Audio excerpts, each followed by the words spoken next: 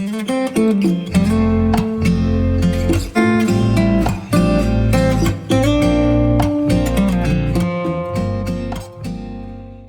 assim a palavra do Senhor: E no primeiro dia da festa dos pães asmos, quando se fazia o sacrifício do cordeiro pascal, disseram-lhe seus discípulos: Onde queres que vamos fazer os preparativos para comeres a Páscoa? Então enviou 2 dos seus discípulos, dizendo-lhes: Ide à cidade, e vos sairá ao encontro um homem trazendo um cântaro de água. Segui-o, e dizei ao dono da casa onde ele entrar, que o mestre pergunta: Onde é o meu aposento no qual hei de comer a Páscoa com os meus discípulos? E ele vos mostrará um espaçoso cenáculo mobiliado e pronto. Ali fazei os preparativos. Saíram, pois, os discípulos, foram à cidade, e achando tudo como Jesus lhes tinha dito, prepararam a Páscoa. Ao cair da tarde, foi com os 12. Quando estavam à mesa e comiam, disse Jesus: Em verdade vos digo que um dentre vós, o que come comigo, me trairá. E eles começaram a entristecer-se e a dizer-lhe um após o outro: Porventura sou eu? Respondeu-lhes: É um dos 12, o que mete comigo a mão no prato. Pois o Filho do Homem vai, como está escrito ao seu respeito. Mas ai daquele por intermédio de quem o Filho do Homem está sendo traído. Melhor lhe fora não haver nascido. E enquanto comiam, tomou Jesus um pão, e abençoando-o, o partiu e lhes deu, dizendo: Tomai, isto é o meu corpo. A seguir tomou Jesus um cálice, e tendo dado graças, o deu aos seus discípulos, e todos beberam dele. Então lhes disse: Isto é o meu sangue, o sangue da nova aliança, derramado em favor de muitos. Em verdade vos digo, que jamais beberei do fruto da videira, até aquele dia em que o hei de beber novo no reino de Deus. Tendo cantado um hino, saíram para o Monte das Oliveiras. Então Jesus lhes disse: Todo vós vos escandalizareis, porque está escrito: Ferirei o pastor e as ovelhas ficarão dispersas. Mas depois da minha ressurreição, irei adiante de vós para a Galiléia. Disse-lhe Pedro: Ainda que todos se escandalizem, eu jamais. Respondeu-lhe Jesus: Em verdade te digo que hoje, nesta noite, antes que 2 vezes cante o galo, tu me negarás 3 vezes. Mas ele insistia com mais veemência: Ainda que me seja necessário morrer contigo, de nenhum modo te negarei. E assim disseram todos. Amém. Vamos orar? Feche seus olhos, vamos pedir auxílio do Espírito para entendermos a palavra de Deus. Ó Deus de toda graça, glória, louvor, obrigado pelo privilégio que temos de estar aqui na Tua presença, ó Pai. Obrigado porque é notável que o Senhor habita em meio aos louvores do Teu povo. Sabemos, ó Pai, que Tu estás conosco de forma espiritual, por meio do Teu Santo Espírito, e o nosso coração sabe muito bem. Ó Deus, obrigado por nos preservar até aqui, guardar nossa vida, nossa alma. Instrui-nos, ó Deus, no caminho da Tua verdade. Fala conosco pela Sua palavra. Sabemos da nossa limitação, sabemos que devemos vigiar e orar continuamente. Sabemos, ó Deus, que ainda que salvos pelo Senhor, remidos pela Tua graça, somos limitados, somos muitas vezes levados pelos ventos da vida, pelas tempestades, mas sabemos, ó Deus, que o Senhor nos preserva, que nada foge, escapa ao Seu domínio e soberania sobre todas as coisas. Aqui estamos, ó Deus, para Te oferecer esse culto. Falamos com o Senhor, pedimos, também fale conosco. Essa é a nossa oração, em nome de Jesus. Amém. Irmãos, nosso Senhor Jesus havia sido ungido em Betânia por uma mulher chamada Maria. Foi uma adoração profunda, uma oração de total entrega, uma demonstração da verdadeira adoração. Você pode ler o relato dessa mulher do versículo 3 até o 9 deste mesmo capítulo. Nós sabemos que Maria era irmã de Marta e de Lázaro, e que Jesus amava essa família. Esta mulher, ela quebrou um vaso de alabastro aos pés de Jesus, ela chorou, se quedou, se derramou aos pés do Senhor e secou os seus pés com os seus cabelos. E o próprio Jesus disse que aquilo que ela havia feito seria rememorado, seria contado. Toda vez que o evangelho fosse pregado, ali também estaria a história daquela mulher. Jesus também disse que ela o havia preparado para a sepultura. Ou seja, o nosso Senhor Jesus sabe o que está por vir. Ele já havia predito aos seus discípulos por 2 vezes que ele seria traído, julgado pelo sinédrio e condenado, e então seria crucificado e depois ressurgiria ao 3º dia, como as profecias já diziam no Antigo Testamento. Nosso Senhor, ele está indo em direção à cruz do Calvário.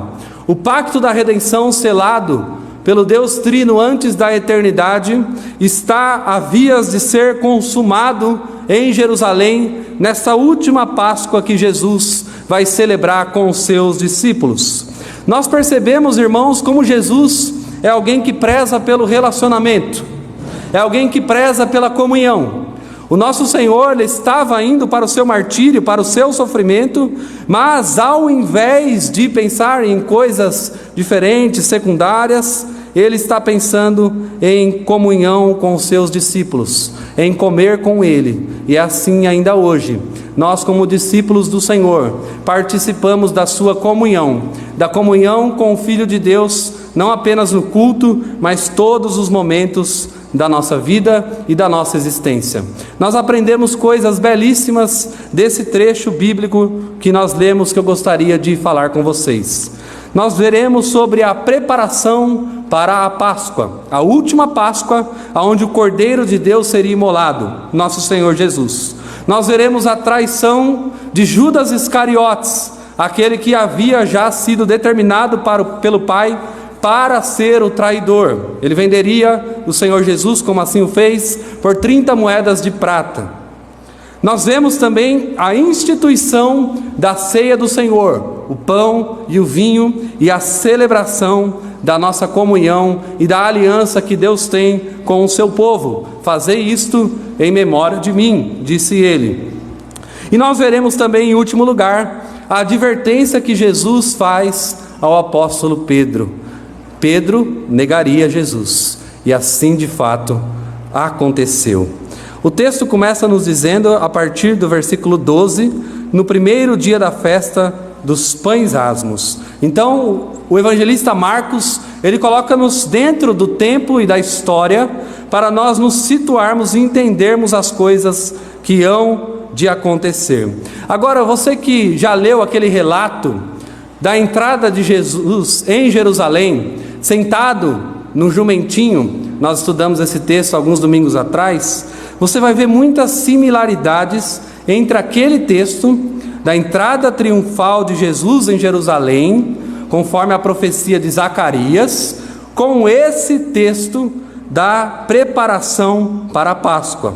Nas duas passagens, Jesus envia 2 discípulos adiante dele. Nas duas passagens, esses discípulos têm algumas tarefas. Lá, na outra passagem da entrada, eles deveriam pegar o jumentinho emprestado, desamarrá-lo e fazer exatamente como Jesus havia dito. Aqui, da mesma maneira, eles deveriam seguir as prescrições de Jesus. As duas tarefas possuem encontros misteriosos, coisas difíceis de entender. Por que um jumentinho? Por que soltar um jumentinho? Como que daria certo? E agora, um homem com um cântaro de água, um lugar chamado cenáculo. E o que é mais interessante, irmãos, nessas duas passagens, é que tudo acontece exatamente como Jesus falou que seria. Vão até lá, façam assim, encontrarão tal pessoa assim, e foi exatamente assim que aconteceu. O efeito dessas duas histórias é nos mostrar o conhecimento de Jesus. Jesus, sendo homem, também é totalmente divino, completamente Deus onisciente. O outro intuito dessas duas histórias próximas é nos mostrar que não havia ainda chegado a hora de Jesus. Assim que chegasse a hora, Jesus iria para a cruz. Mas várias vezes nós lemos nos evangelhos que até aqui ainda não havia chegado a hora. Isso nos ensina, meus irmãos, que Jesus não é um herói trágico, que Jesus ele não é vítima. Pelo contrário, ele está dominando, ele está controlando a história para que tudo saia segundo a agenda que o Pai havia lhe determinado. Jesus não está com medo, Jesus não está ansioso, preocupado, Jesus não está com raiva e nem a futilidade toma conta do seu coração. Ele não se acovarda, ele não recua, ele não estremece, ele sabe exatamente qual é o plano de Deus. E não foi Judas Iscariotes, não foram os romanos, não foi Pilatos que levou Jesus para a cruz. Jesus foi para a cruz de forma voluntária. Ele queria ir para a cruz para trazer salvação para os nossos pecados. E nesse verso 12 até o 16, quero ler novamente com os irmãos. Diz aí que era o dia da festa dos pães asmos, e se fazia o sacrifício do cordeiro pascual. E disseram-lhe seus discípulos: onde queres que vamos fazer os preparativos para a Páscoa? Então enviou 2 dos seus discípulos, dizendo-lhe: ide à cidade, e vos sairá ao encontro um homem, trazendo um cântaro de água. Seguiu e dizei ao dono da casa, onde ele entrar, que o mestre pergunta: onde é o meu aposento, no qual hei de comer a Páscoa com os meus discípulos? E ele vos mostrará um espaçoso cenáculo, mobiliado e pronto, ali fazei os preparativos. Saíram, pois, os discípulos, foram à cidade, e achando tudo como Jesus lhes tinha dito, prepararam a Páscoa. Irmãos, que trecho maravilhoso! É interessante você pensar que a Páscoa é a celebração da libertação do povo de Deus. Deus havia com mão poderosa libertado o povo dos egípcios. O povo que havia ficado escravo por 400 anos debaixo do domínio e do poder dos egípcios, agora recebiam por intermédio de Moisés a libertação. É assim que a Páscoa foi instituída lá no Antigo Testamento. Você vê esse relato no livro de Êxodo. E no dia da libertação seria então um momento de celebrar a primeira Páscoa. Naquele dia aconteceria também a última praga. Qual foi a última praga? A morte dos primogênitos dos egípcios. A instrução de Deus para Moisés é a seguinte: as famílias devem se reunir nessa noite, devem preparar um cordeiro para celebrarem. O anjo da morte vai passar, mas essas famílias que se reúnem devem também passar o sangue do cordeiro sobre os umbrais da porta. Ao passar o anjo da morte pelas casas, vai trazer diferenciação entre as casas dos egípcios e as casas dos israelitas. Os egípcios não terão o sangue nos umbrais da porta, e então o anjo da morte entrará nessas casas e vai ferir o primogênito, vai trazer morte sobre o primeiro filho de todas as famílias. No entanto, os israelitas vão celebrar porque o anjo da morte vai passar reto. A ideia da palavra Páscoa é passar por cima. Então o anjo da morte passará por cima dessas casas e os seus primogênitos serão poupados. Depois disso vocês vão sair em direção ao deserto para adorar a Deus, e eu os levarei para uma terra prometida que emana leite e mel. Mas a instrução de Deus para Moisés também é a seguinte: vocês deverão celebrar esta mesma festa desta noite todos os anos, com todo o povo, para que os filhos de vocês saibam o que Deus irá fazer, a libertação que Deus está trazendo sobre o povo, e para que os filhos dos vossos filhos e toda a sua descendência também o saiba, quem é Deus e como Ele liberta o seu povo da morte e da escravidão.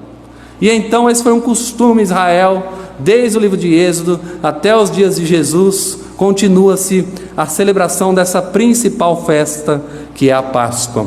Entre outros costumes, como por exemplo os pães asmos, como por exemplo as ervas amargas, e todo um ritual que deveria ser celebrado, o principal de todos eles é a morte de um cordeiro. É um cordeiro imolado, é um cordeiro sem mácula, sendo sacrificado. A morte vindo sobre o cordeiro, ao invés de vir sobre os primogênitos, trazendo desgraça para a família. E a Bíblia nos diz que Jesus é o Cordeiro de Deus, e Ele está desde o início deste Evangelho, se identificando como o Cordeiro de Deus. Ao ser batizado, veio sobre Ele o Espírito Santo, em forma corpórea de pomba, e uma voz foi ouvida do céu, dizendo: este é o meu Filho amado, em quem eu me comprazo. Depois Ele passou a fazer os milagres, sinais e prodígios. O seu primo João Batista, o precursor, disse: este é o Cordeiro de Deus que tira o pecado do mundo. É Ele, é Jesus de Nazaré, que é a nossa verdadeira Páscoa. E veja o verso 12, o que diz para nós: neste primeiro dia se fazia o sacrifício do Cordeiro Pascal. E os discípulos perguntam: mestre, aonde você quer celebrar a Páscoa? Aonde você quer que nós façamos os preparativos para esta grande celebração? Jerusalém estava cheia, é a melhor e a maior festa, mais simbólica, mais esperada do ano. Pessoas de todos os lugares vinham até Jerusalém para celebrar essa Páscoa. Até mesmo os gentios podiam participar de uma maneira diferente. E os discípulos entendem que esse é um momento importante para Jesus, como um bom judeu que ele é. Mas algo está acontecendo na história, meus irmãos. Jesus vai se revelar como o próprio Cordeiro de Deus. Jesus vai tirar o véu e mostrar para os seus discípulos quem Ele é, e trazendo então salvação ao seu povo. O texto diz então no verso 13 que Jesus mandou 2 discípulos. Qual é a ordem? Você vai lá e vocês vão encontrar um homem trazendo em sua mão um cântaro de água. Vocês sabem, meus irmãos, que isso é algo incomum, porque senão Jesus iria falar: um homem, por exemplo, com uma camiseta laranja, um homem calvo, ou um homem negro, um homem alto, traria, por exemplo, algum adjetivo que ajudasse os discípulos a reconhecer qual era esse homem com esse jarro d'água na mão. Mas ele não precisou fazer isso, porque não era costume em Israel que os homens trouxessem cântaros de água na mão. Você se lembra? João capítulo 4, Jesus se encontra com uma mulher samaritana, e ela estava com um cântaro na mão. Era um papel das mulheres fazer esse tipo de coisa. Então já tem algo diferente. Vocês vão encontrar um homem trazendo um cântaro de água. E o que vocês vão fazer? Vocês vão falar para ele o seguinte: na casa que ele entrar, vocês vão dizer: o mestre quer que você prepare o aposento, o lugar aonde ele vai comer a última Páscoa. Este homem vai mostrar um espaçoso cenáculo, mobiliado e pronto. E ali vocês vão fazer os preparativos. Então eles saem, irmãos, e fazem exatamente como Jesus lhes tinha dito, preparando então a Páscoa. Isso ensina para nós algo maravilhoso. Primeiro, irmãos, a gente deve obedecer à voz de Deus, independente daquilo que a gente está vendo à nossa frente. Você se lembra que o próprio Pedro aprendeu essa lição lá no começo, quando Jesus chamou ele: lança a rede do outro lado. Eu tentei pegar peixe a noite inteira, não peguei nada, Senhor, mas pela tua palavra eu vou lançar. Então trouxe uma rede cheia de peixes.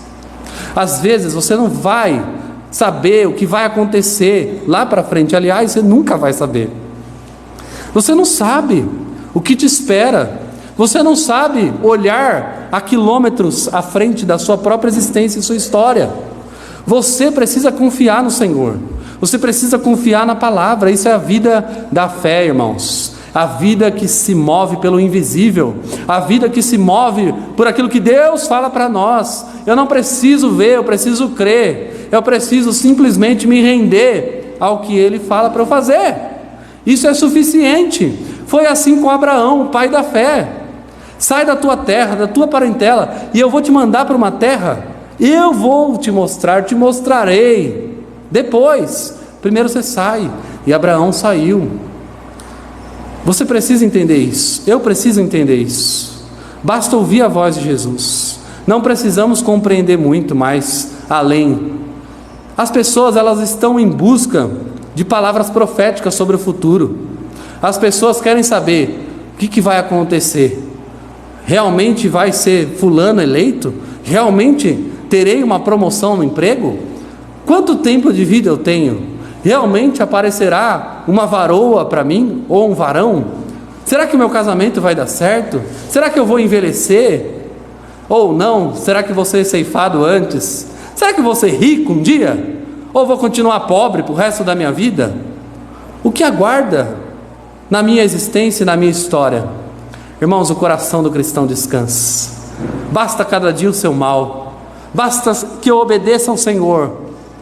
Como o próprio Martinho Lutero falou, eu não sei muito bem os caminhos que Deus me leva, mas eu conheço exatamente quem é o meu guia, e isso é suficiente. Isso mostra para nós, em segundo lugar, meus irmãos, que a morte do nosso Senhor não é obra do acaso. Havia premeditado, havia profetizado, tudo isso havia de acontecer, e nenhum detalhe escapou das mãos de Jesus. O próprio Jesus disse lá em João 10,18: por isso o Pai me ama, porque eu dou a minha vida para depois a reassumir. Ninguém tira ela de mim, pelo contrário, eu espontaneamente a dou. Tenho autoridade para entregar e depois para reavê-la. E este mandato, ele diz, eu recebi do meu Pai. Jesus está falando, eu não sou um mártir por causa da perseguição. Eu sou um cordeiro entregue para o sacrifício, para cumprir a vontade do Pai. Isso mostra para nós que cada detalhe aqui, o cântaro da água, o cenáculo, os 2 discípulos, o lugar onde eles ficariam, o espaçoso lugar mobiliado e pronto, mostra que Jesus é alguém extremamente detalhista.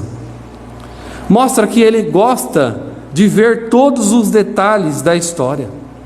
E que nada passa despercebido diante dos olhos daquele que tudo vê. Meu irmão, minha irmã, não importa qual tragédia, não importa qual dor, não importa qual sofrimento, não importa qual vale, o Senhor Jesus conhece o seu coração. O Jesus Todo-Poderoso da Bíblia sabe exatamente qual é a dose, qual é o caminho, qual é o lugar, qual é a trincheira que você precisa passar. Nós não temos um Deus que não se compadeça de nós. A Bíblia diz em Hebreus que nós temos um sumo sacerdote que foi tentado em tudo, porém não pecou, e que conhece todas as nossas fraquezas.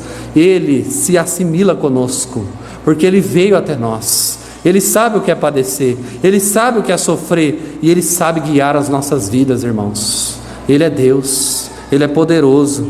A nossa alma está segura, e bem segura está nas mãos do nosso Senhor e do nosso Salvador.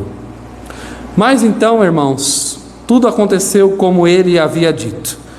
E então o traidor haveria de ser apontado, versículo 17 até o versículo 21. Judas Iscariotes. Chama atenção para você sobre as oportunidades que esse homem teve, os privilégios que esse homem teve que nós não temos. Ele caminhou com Jesus, ele andou pessoalmente com Jesus de Nazaré, ele foi chamado e contado dentre os 12 apóstolos, ele trabalhou para Jesus, ele foi o tesoureiro do grupo, ele fez milagres usando o nome de Jesus quando foi comissionado para ir e servir e expulsar demônios e fazer curas em nome de Jesus. Esse homem caminhou com Jesus, esse homem andou com Jesus, esse homem viu Jesus com os olhos dele, esse homem viu milagres, sinais, maravilhas, viu Jesus andar sobre as águas, viu Jesus multiplicar os pães, viu Jesus falar palavras de vida eterna, viu Jesus usando a sua autoridade como a de nenhum outro, como nenhum outro homem tem. Quantos privilégios esse homem teve? 3 anos e meio caminhando com Jesus, o Deus homem, o servo que é rei, mas ainda assim o seu coração estava tomado pela ganância. O pecado invadiu o seu ser. A malignidade do pecado então invadiu a sua alma, tomou ele. A avareza, a falta de conversão, o coração duro, rebelde, contumaz, ao invés de caminhar com Cristo, ainda que nos tropeços da vida, continuar sendo um servo fiel, preferiu trair o Senhor e trocá-lo por 30 moedas de prata. Veja lá no versículo 10, que é ele mesmo que procura os principais sacerdotes. Judas Iscariotes, um dos 12, foi ter com os principais sacerdotes para lhes entregar Jesus. Ele mesmo quis isso, irmãos. Ele foi em busca da traição. Ele abraçou o pecado e a depravação e foi até o final. Irmãos, o pecado é maligno. O pecado é perigoso. O pecado aparece para nós em forma de prazer e satisfação, mas ele nos ceifa e nos derruba. E um abismo chama outro abismo. A dureza do coração dele agora chegou nas últimas consequências, procurar aqueles que haviam perseguido Jesus e que ele sabia muito bem que queriam matar Jesus. E o versículo 11 nos diz então qual é a resposta daqueles homens. Diz que eles, ouvindo-o, alegraram-se e lhe prometeram dinheiro. Nesse meio tempo buscava ele uma boa ocasião para o entregar. Os principais sacerdotes ficaram alegres. Um dos 12 se apostatou e vai nos entregar Jesus de Nazaré, para finalmente a gente acabar com a vida dele. Finalmente colocaremos a mão neste homem que diz ser o próprio Deus e que faz milagres e que está juntando cada vez mais seguidores, esse homem magnético, esse homem poderoso. Mas esses outros homens, anciãos, sacerdotes, que faziam parte da cúpula da religião judaica, estão com o seu coração tomado pela ganância e pela inveja, e agora acharam um que é da mesma classe que eles, do mesmo naipe, Judas Iscariotes, aquele que havia sido apontado para ser o traidor. Judas era avarento, irmãos. Judas gostava de dinheiro. O que chamou Judas, o que fisgou Judas, a isca utilizada foi a avareza, foi o dinheiro.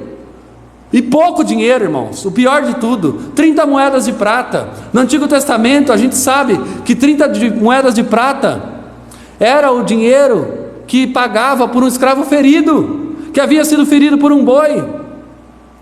Então o dono do boi devia pagar 30 moedas de prata e sacrificar o boi. Judas vendeu Jesus pelo preço de um escravo ferido. É isso que aconteceu. Ele trocou a maior dádiva, o maior tesouro, o maior bem que essa terra já viu, o próprio Deus, por dinheiro, pelo ouro e prata corruptível deste mundo.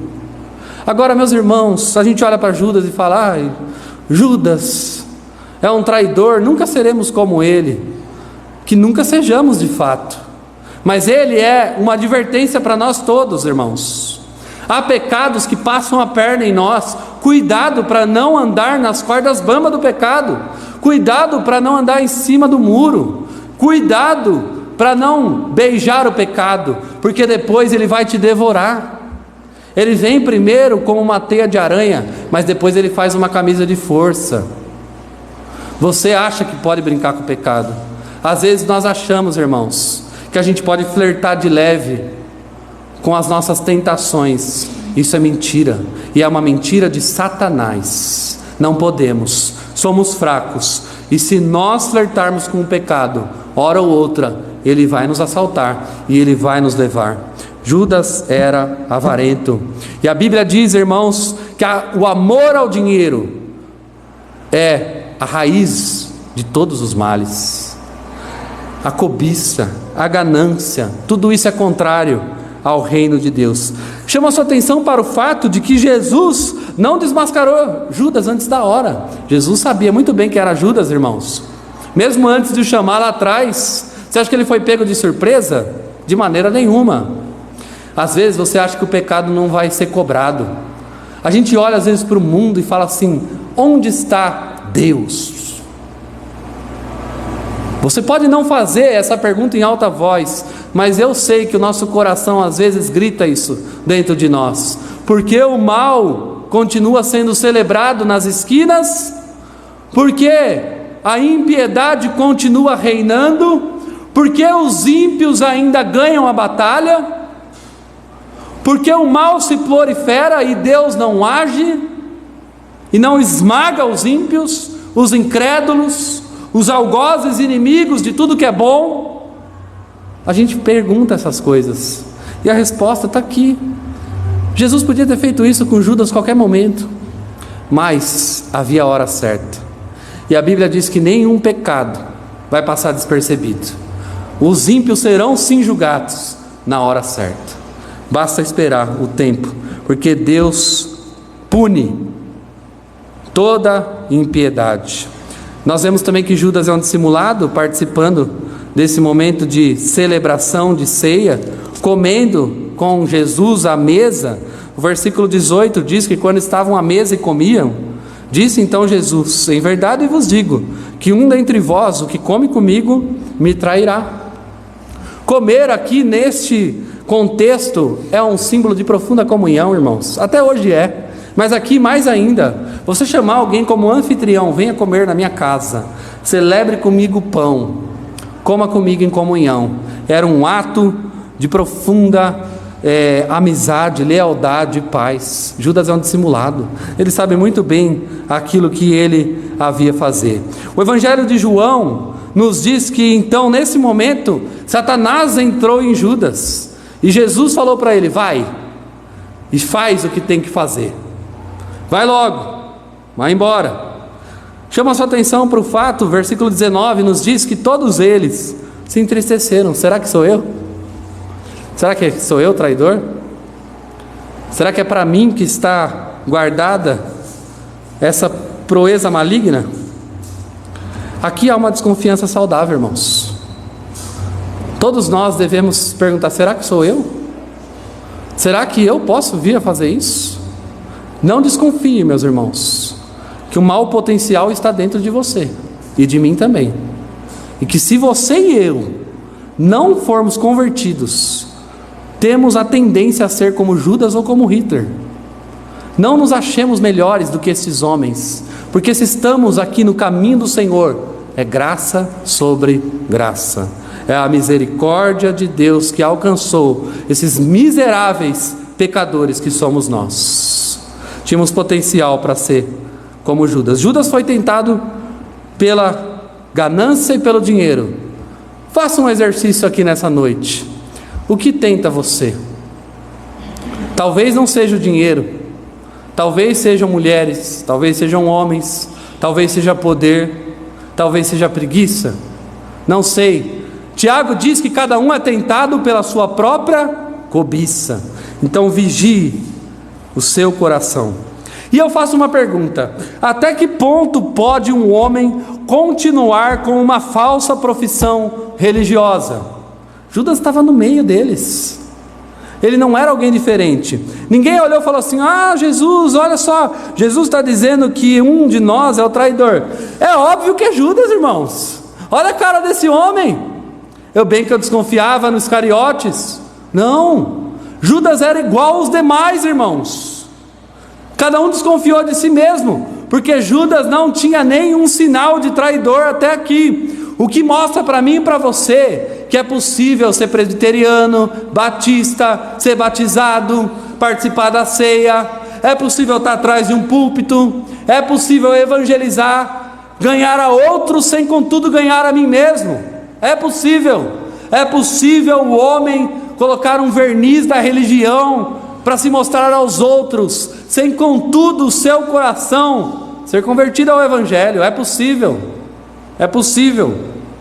e é possível. A Bíblia diz isso. E Judas até aqui, dissimuladamente, continua disfarçando. Mas Jesus desmascara o traidor no versículo de número 20. É um dos 12, o que mete comigo a mão no prato. É Judas. Outro evangelho diz que ele molhou o pão, colocou na boca. É este, está aqui, está entregue. Até agora foi preservada a identidade, mas irmãos do céu, pense comigo, os disfarces religiosos têm data de validade. A gente falou aqui na IBD sobre a perseverança dos santos. O que muda na vida de alguém é se ele vai continuar até o final ou não, é se ele é convertido ou não, irmãos. O verniz, o externo, uma hora cai. Agora, bem-aventurados são aqueles que têm o coração puro. Bem-aventurados são aqueles que negaram a si mesmos, estão carregando a cruz para seguir a Jesus, o Salvador. Bem-aventurados são os que têm fome e sede de justiça e os que querem santificar o seu coração. Bem-aventurados são os verdadeiros cristãos, o remanescente, a igreja fiel. Jesus depois diz no versículo 21, o Filho do Homem vai, como está escrito ao seu respeito, mas ai daquele por intermédio de quem o Filho do Homem está sendo traído. Melhor que não fora não haver nascido. É melhor não ter nascido, irmãos, do que morrer no pecado. É melhor não ter nascido, irmãos, do que beijar a traição. Nós não precisamos de 30 moedas de prata. Toda vez que eu e você, deliberadamente, fazemos coisas contrárias ao Evangelho e negamos o Senhor que nos chamou, toda vez que eu e você não cumprimos o nosso chamado como cristãos, toda vez que eu e você deixamos de ser sal e luz e nos envergonhamos do Evangelho, toda vez que eu e você beijamos o Deus desse século, o pecado que tanto nos assedia, estamos nos assemelhando a Judas e não a Jesus. Que Deus tenha misericórdia de nós. Agora olha que interessante, irmãos, tem 3 trechos bíblicos aqui. A gente viu agora o traidor indicado, Judas Iscariotes, depois a ceia do Senhor e depois Pedro é avisado. Um traidor, uma ceia com profunda comunhão e um homem que tropeça, mas que depois volta. A ceia está bem no meio daqui, irmãos, e não é obra do acaso. O Espírito Santo colocou isso aqui para nos mostrar, irmãos, que a despeito dos traidores e independente dos nossos tropeços, Ele quer ter comunhão conosco. E quem faz a aliança é o próprio Mestre, é o próprio Cristo, é o próprio Senhor. Ele não chama os heróis desse mundo, nem os poderosos. Ele chama pecadores, Ele chama mendigos, Ele chama leprosos, Ele chama imundos, como eu e você. O Evangelho não é Deus fazendo heróis, mas resgatando os vilões. O Evangelho mostra que a força está na fraqueza, e que a comunhão vem muitas vezes quando eu e você não podemos dar nada ao Senhor, quando eu e você temos mãos vazias, e Ele fala, tudo bem, vem até comigo, vamos ceiar, vamos celebrar, eu darei a minha vida por você. E é isso que nós vemos, versículo 22 ao 26, um pacto é selado, quanto comiam, tomou Jesus um pão, e abençoando-o partiu, lhes deu, dizendo, tomai, isto é o meu corpo. A seguir tomou Jesus um cálice, tendo dado graças, o deu aos seus discípulos, e todos beberam dele. Então lhes disse, isto é o meu sangue, o sangue da nova aliança, derramado em favor de muitos. Aqui, irmãos, nós temos a ceia do Senhor. Jesus celebrou essa ceia, e o desejo do Mestre é que esta ceia fosse celebrada sempre, por todos os cristãos, em memória do nosso Senhor Jesus. A gente vê que Jesus, Ele abençoa o pão, e Ele parte o pão, e depois Ele pega um cálice, e Ele dá graças.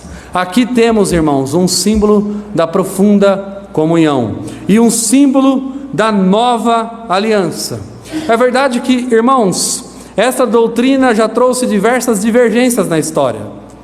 Os católicos romanos, eles falam e ensinam a doutrina da transubstanciação, isto é, que o pão vira de fato o corpo de Jesus, pele, ossos, nervos e sangue por dentro.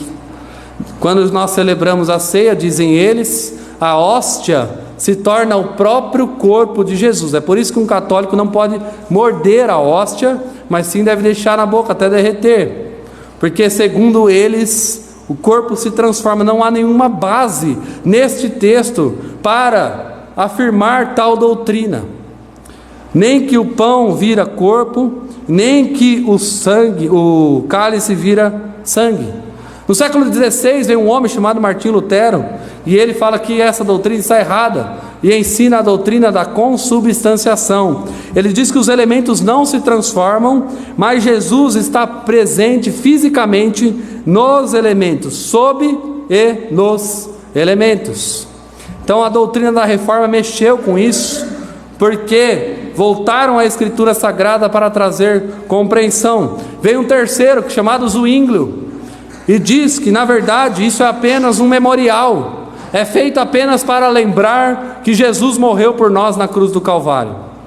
E depois vem João Calvino e diz: não, além de ser um memorial, mais que isso, é um meio de graça, de modo que Deus Todo-Poderoso se manifesta por meio de Cristo Jesus nos elementos de forma espiritual.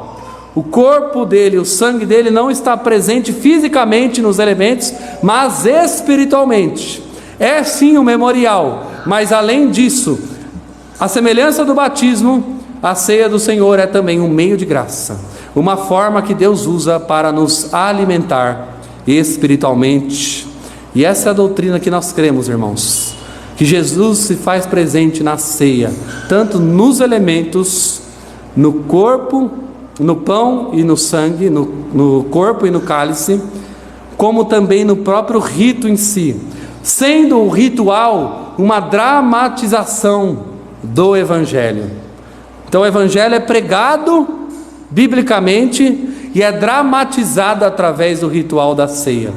Nossos ouvidos ouvem o Evangelho, nossos olhos veem a encenação do Evangelho, lembrando-se em memória dele que morreu na cruz do Calvário e ressuscitou ao terceiro dia.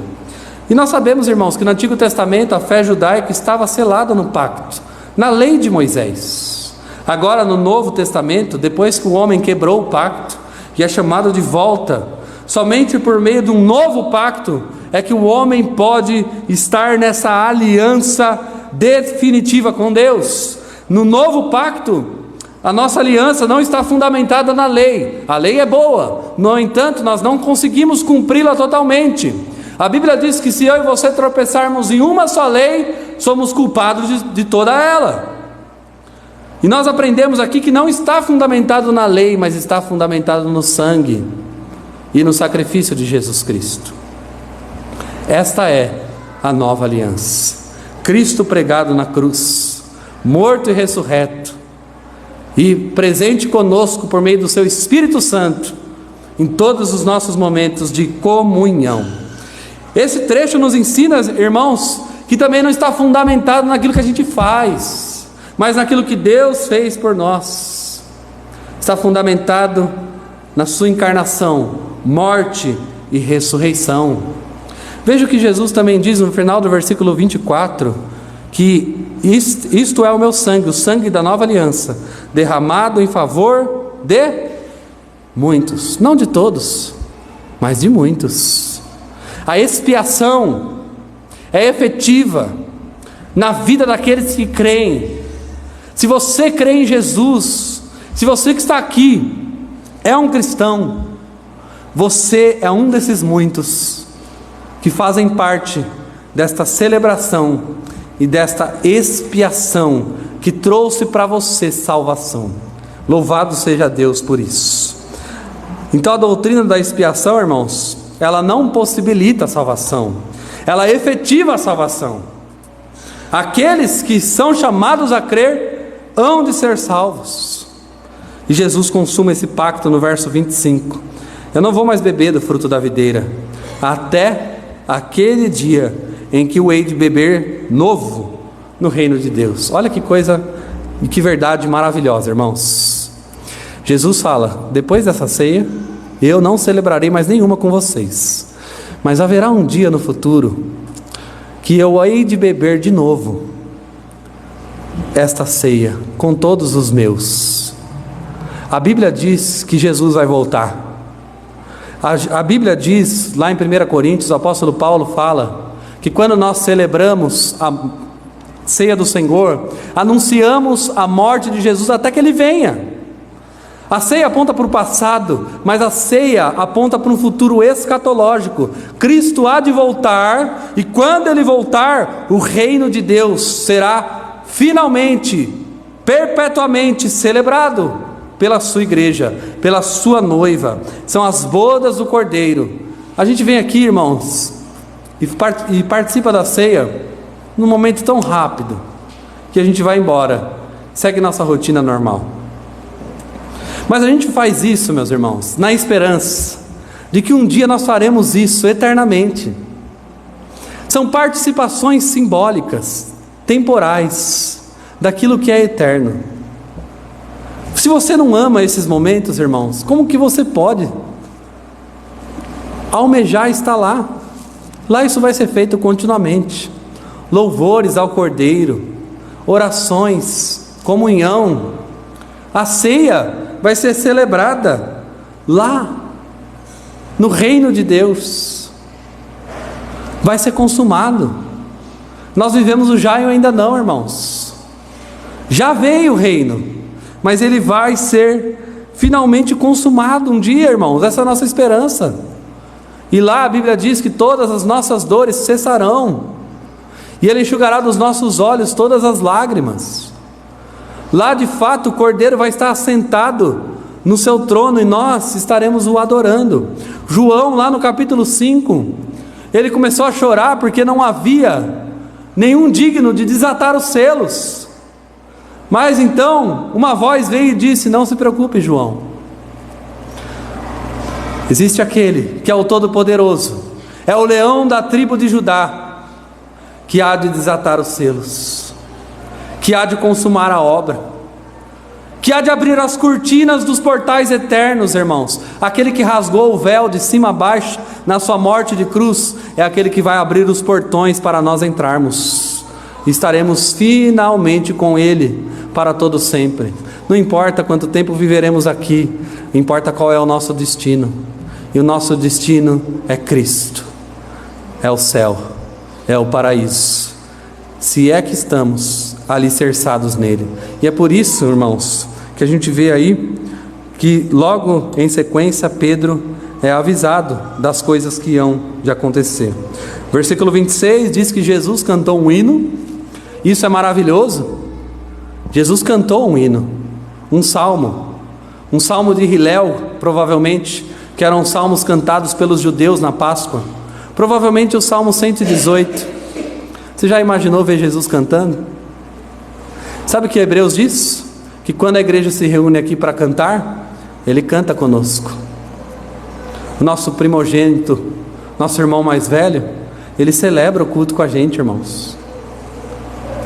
Mas ele cantou um hino e saíram para o Monte das Oliveiras. Terminamos então com o último trecho, irmãos. Pedro é avisado, e todos os demais. Então lhes disse Jesus, versículo 27, todos vós os escandalizareis, porque está escrito: ferirei o pastor, e as ovelhas ficarão dispersas. Mas depois da minha ressurreição, irei adiante de vós para a Galiléia. A gente acha que só Pedro vai negar Jesus, mas a verdade que o texto diz é que não ficou um só. Quando Jesus foi para a cruz, todos se escandalizaram dele, para cumprir o que estava escrito: ferirei o pastor, e as ovelhas ficarão dispersas. Zacarias 13, versículo 7. Quando Jesus morresse, suas ovelhas seriam espalhadas.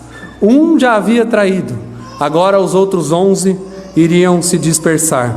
Mas há uma promessa de esperança, meus irmãos. O versículo 28 ele já diz: depois da minha ressurreição, eu vou adiante de vocês para a Galiléia. Olha que coisa maravilhosa, irmãos. Primeira coisa, quem que está ferindo o pastor? Quem que prometeu que vai ferir o pastor lá em Zacarias 13?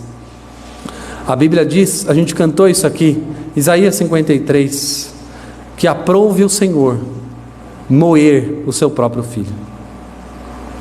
Aprove a Deus o Pai, desde a eternidade, antes da fundação do mundo, selar um pacto da redenção.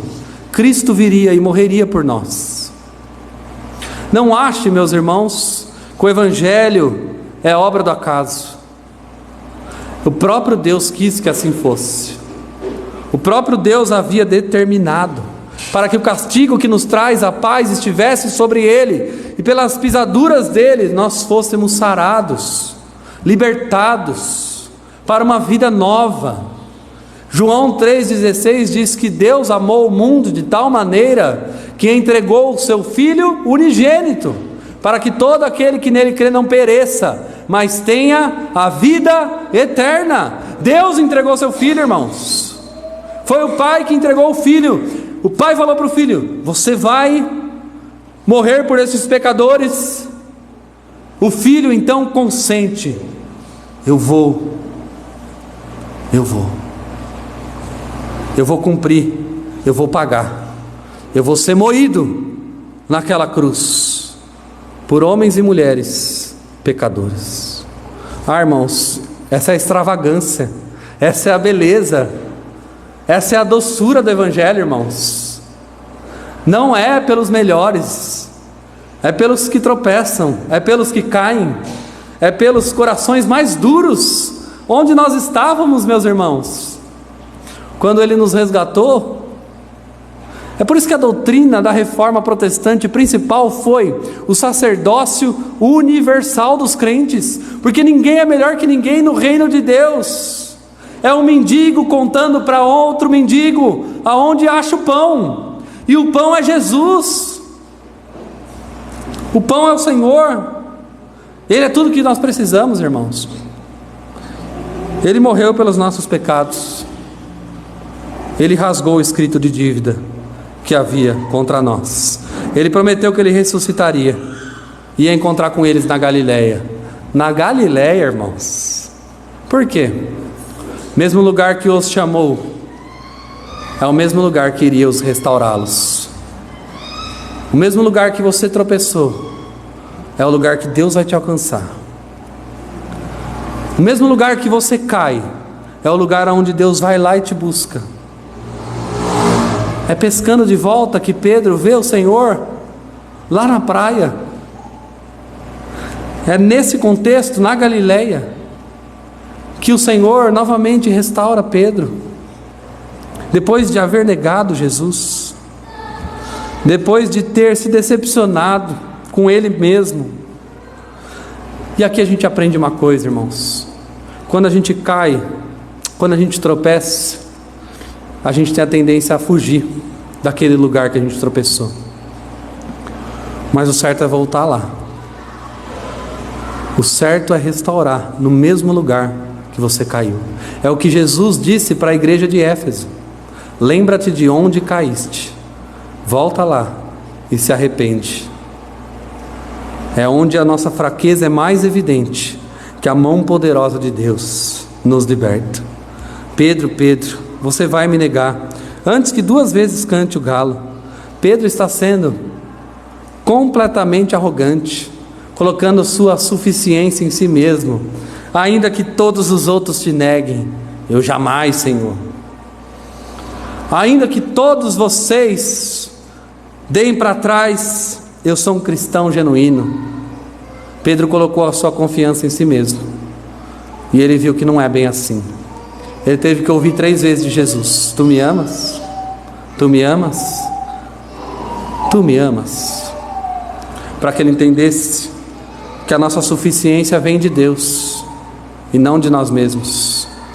Portanto, meus irmãos, se a gente pudesse resumir esse sermão em alguns pontos, é o seguinte: há no meio da igreja, invisível, na visível, irmãos que não são cristãos. Se acostume com isso. Tem roupa de crente, fala como crente, mas não é crente. Sempre há no meio dos 12 um. Sempre há um traidor. O próprio João vai dizer na sua epístola: saíram do nosso meio, porque não eram dos nossos. Eu não estou dizendo que todo mundo que sai da nossa igreja não era crente, pelo amor de Deus. Eu estou dizendo que se alguém se apostatar da fé e assim morrer, é porque ele não era um cristão. E que eles vão frequentar, assim como frequentavam as sinagogas, frequentarão. E está tudo bem. Pregamos para a salvação, mas também pregamos para a condenação. A glória sempre é de Deus. Aprendemos também, meus irmãos, que independente do traidor e dos que tropeçam, há uma ceia a ser celebrada. E é o próprio Jesus que a consuma. Ele faz, independente de nós. Independente de nós. Aprendemos com Pedro, nesse último trecho, aquilo que ressoa lá na frente pelo apóstolo Paulo: aquele que está de pé, vigie para que não caia. Vigie, meu irmão. Vigie, minha irmã. Cuidado com esse mundo cheio de vitrines que tentam nos seduzir. Charles Spurgeon, ele diz que a tarefa mais dura de nós pregadores é manter o cristão acordado em um mundo encantado. E de fato é dia após dia falando: irmãos, vamos voltar para a palavra. Sola a Escritura, solos Cristo, sola gratia, sola fide e soli deu glória. É só a Deus a glória. Vamos voltar para aquilo que importa. Deixe o mundo ser mundo. Sejamos cristãos, sejamos céus, sejamos luz. Vigiemos, pois somos vasos de barro. Em nossos pés também assim são. Mas a graça de Deus vai nos levar até o final. A graça de Deus triunfa, irmãos. A graça de Deus reina sobre a igreja. Louvado seja o Senhor para sempre.